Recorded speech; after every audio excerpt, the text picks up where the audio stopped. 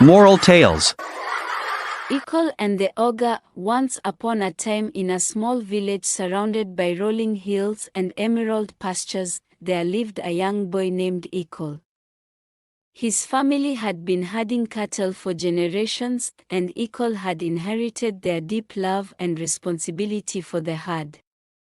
Every morning, he would lead the cattle to the swanky, green pastures where they grazed peacefully under his watchful eye. One morning, as Ekal counted the cattle, he noticed something wrong.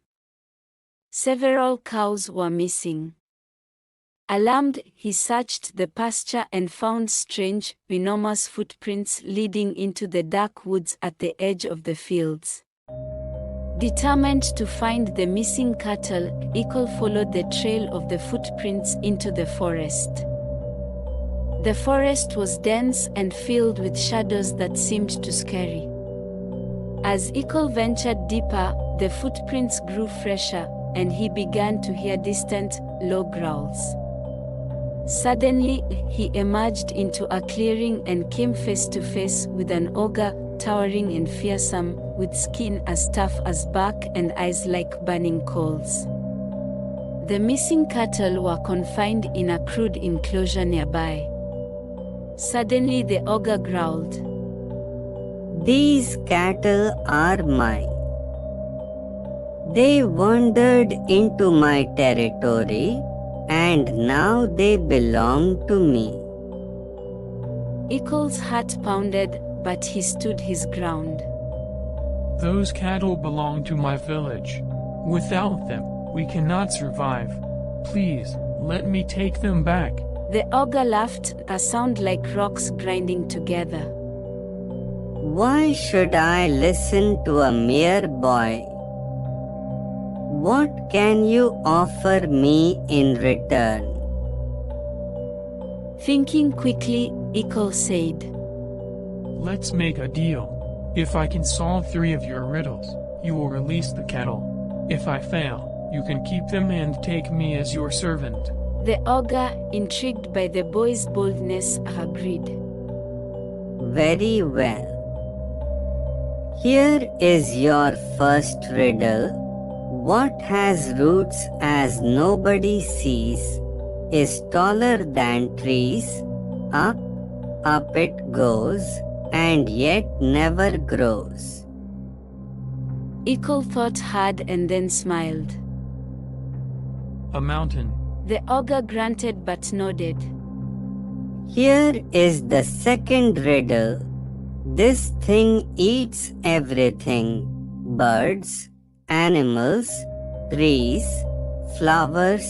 It wears down iron and steel, turns hard rocks into dust, destroys kings, ruins cities, and flattens mountains."